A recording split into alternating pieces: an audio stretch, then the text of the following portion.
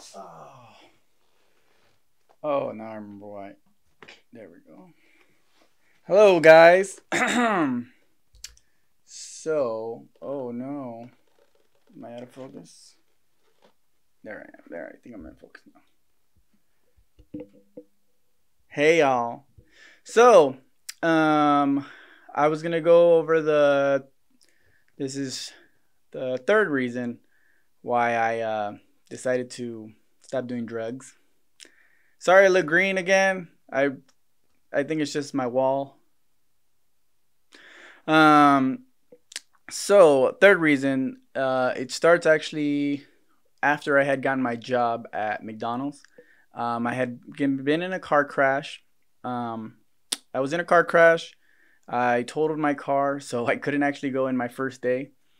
Um, I was all, my face was all, well, my lip was like super huge, and my face was like bleeding a little bit, but I mean, I was good. You know what I'm saying?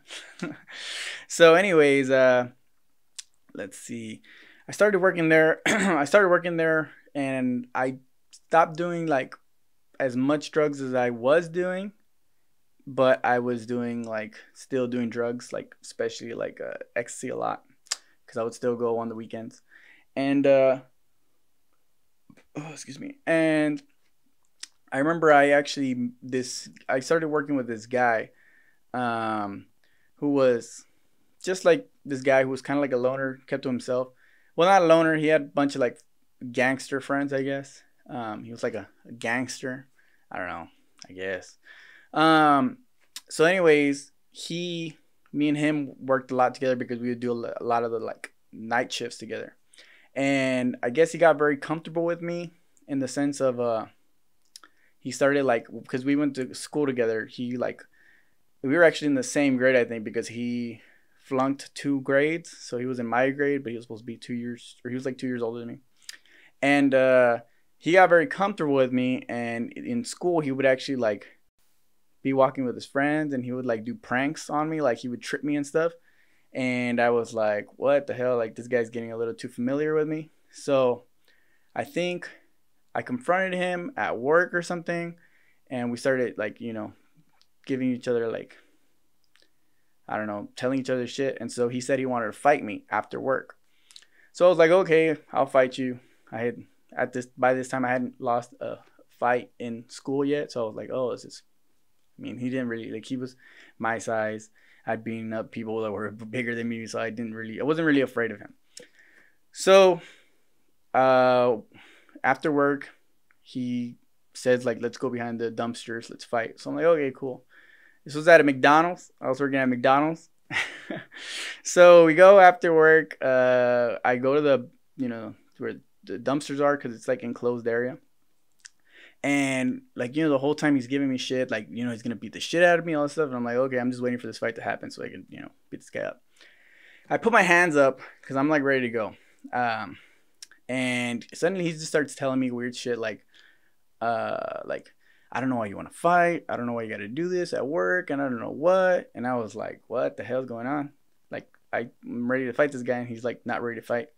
So he just keeps telling me like, I don't want to fight you, man. You're cool. And I'm like, I don't know why. He keeps telling me like this. He just keeps going on about like him not wanting to fight, and I'm like, okay. So I get the idea. He doesn't want to fight. So I literally put my hands down, and the moment I put my hands down, I just like feel black. Like I guess I feel like just black, and then I just feel myself take a step back, and like it hurt right here, this area specifically. And it took me like a quick second to realize like this guy just punched me like really hard. Like this guy just punched me, I guess, as hard as he could. And then he just starts like he has his hands up already. And he's like, "Come on, bitch, come on!" And I'm like, "Oh." It's taking me a moment to process what's going on, but okay, we're fighting. So we just start fighting, and I mean, this guy does not know how to fight, but we're like, I'm just jabbing him because like I learned how to box because my brother boxes. So I'm like really just jabbing him. I'm just jabbing him, like, hitting him a little bit on the body mostly. And like, it's like probably the weirdest fight I've ever been in like my entire life, just because I remember two things. One thing, I remember hitting him a couple times, obviously that thing that he punched me really hard. But the two main things I remember is that I I remember I hit him, and he goes, like, he gets on his knee, and he just goes like, "Hey, stop, stop, stop, stop, stop, stop."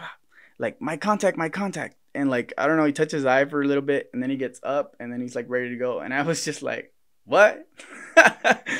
And then I get him to a wall, and I'm hitting him. And then I don't know, or I just like, he just grabs my arm, because I think I grabbed him, and I'm like hitting him. And he just like puts his hands on like this, and he goes, "Stop being a little bitch. Stop grabbing me, Way. Stop grabbing me." And I was like, what the like, I was just so confused. I had never been in a fight like this before. Like, I'm used to just like, fighting. But then I remember he just immediately said like, "Oh shit, there's cops." And I was really scared, because I was like, this was my junior year, I think. So I was like thinking about college, and I was like, oh shit, I don't want to get involved with the cops. And he immediately just ran out there. Like, he ran outside. And well, I was just like, okay, I guess the fight's over. So I ran to my car, because I thought there was cops outside, but I didn't see any cops. So I was like, okay, well, I guess. So I go home. I don't even bother washing my face, because I'm like, I don't feel anything. Like, I was like, nah, I'm good.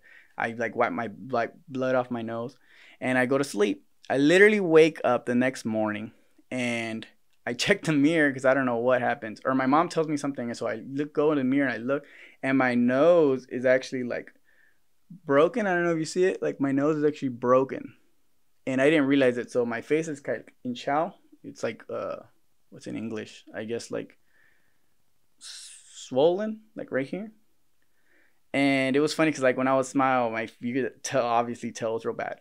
So anyways, the reason why I tell you this story is because I was doing a lot of ecstasy at this time. So immediately my first reaction is, okay, I'm gonna go to the doctors to get like rhinoplasty to like fix my nose, because I was still under 18. So I think surgery, like, I could still do it under Medicaid, because I'm poor. I get Medicaid. So anyways, I'm trying to go and get surgery. I end up doing my surgery, and they're gonna do anesthesia. Yeah, that thing that where it knocks you out. So anyways, my mom takes me to the doctor. I think we're in Harlingen, or I don't know where the hell we were at. But they do. They're gonna put me to sleep. And I remember I even told them like just my face, but my mom was like, "No, I want them all out." So they put the whole anesthesia on me, on my body. And I'm like, all I remember is signing some papers, and boom, I wake up in a hospital, critical condition, like 2.5 weeks later. Apparently I had died. And it was because of my heart. The anesthesia had reacted with my heart, and it had stopped my heart. I don't know how long.